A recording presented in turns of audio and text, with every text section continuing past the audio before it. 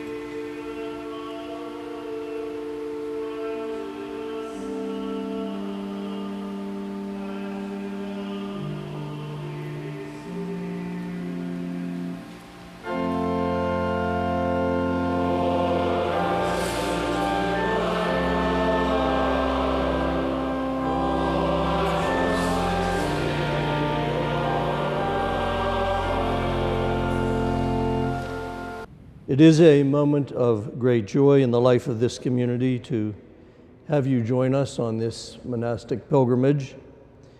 Your enthusiasm for this journey of faith calls to mind for each of us, your fellow sojourners on this journey of faith, of our own first years and beginnings here at Saint Vincent Archabbey as we began this life as novices.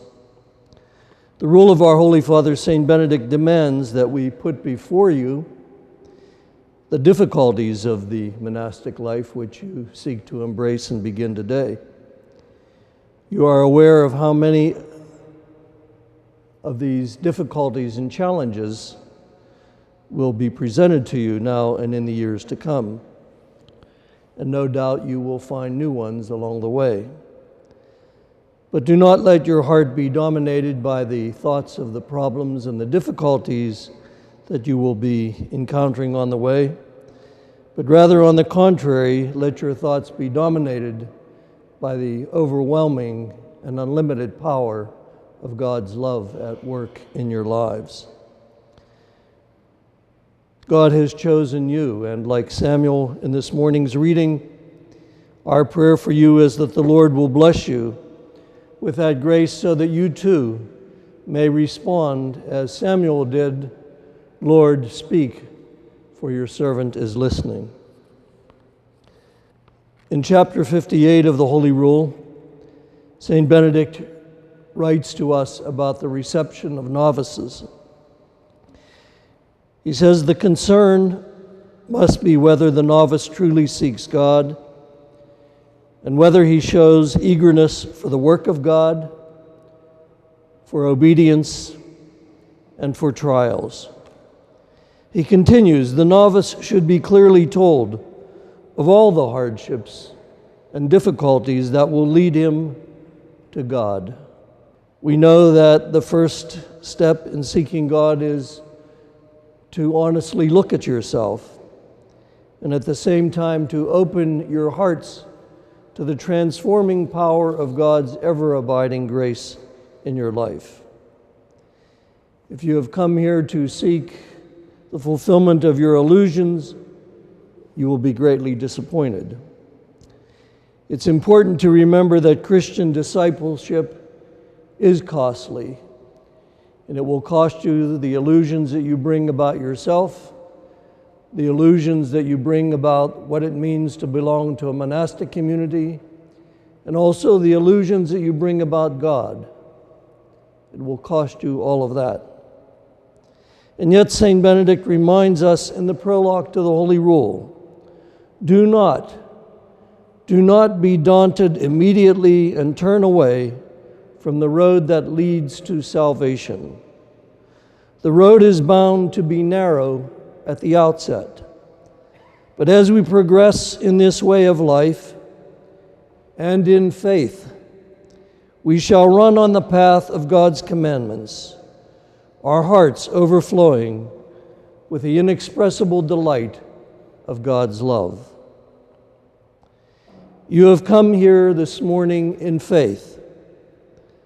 You have come here this morning to trust that God is with you as you begin this monastic journey. And above all, it is a journey of faith.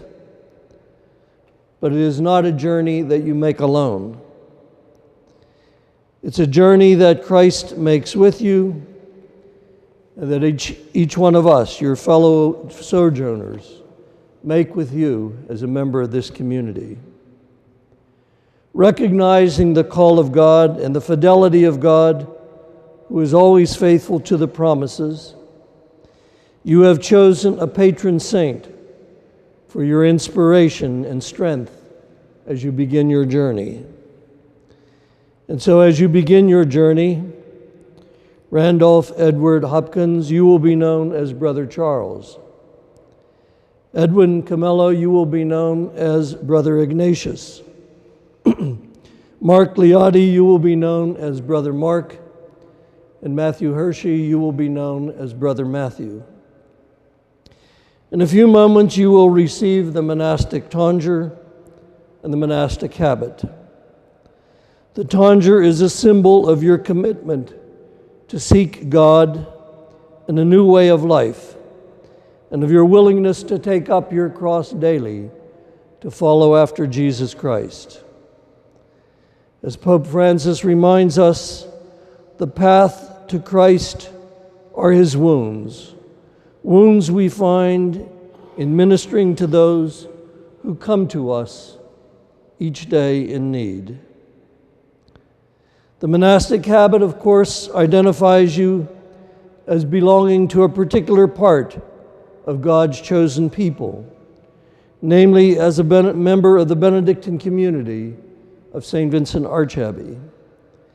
And the monastic habit signifies your reliance upon the monastic community, leaving behind your former way of life and reevaluating your life in light of your new relationship with Christ and with the Holy Spirit.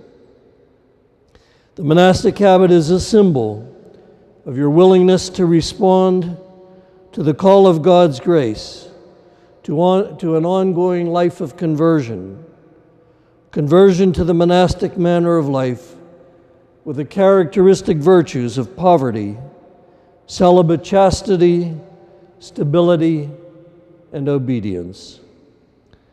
Our prayer for you today is that you may be guided in your quest by the command of our Holy Father Saint Benedict to cherish Christ above all, to prefer nothing whatever to the love of Christ.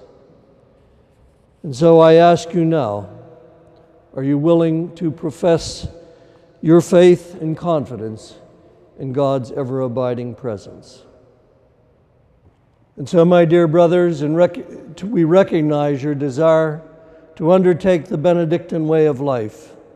But as the apostle says, test the spirits to see whether they are from God. For this reason, the Holy Rule tells us that newcomers to the monastic way of life should not be granted an easy admission. Therefore, we must first determine whether you truly seek God and whether you are eager for the work of God, for obedience and the practice of humility. We must also tell you all the trials and hardships through which we make our journey together.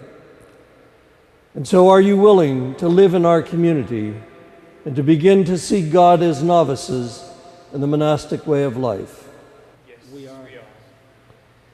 May the Lord bring to perfection the good he has begun in you. My brothers, are you willing to accept these men as novices in our community? Having heard the consent of our community, I accept you as novices for the monastic way of life.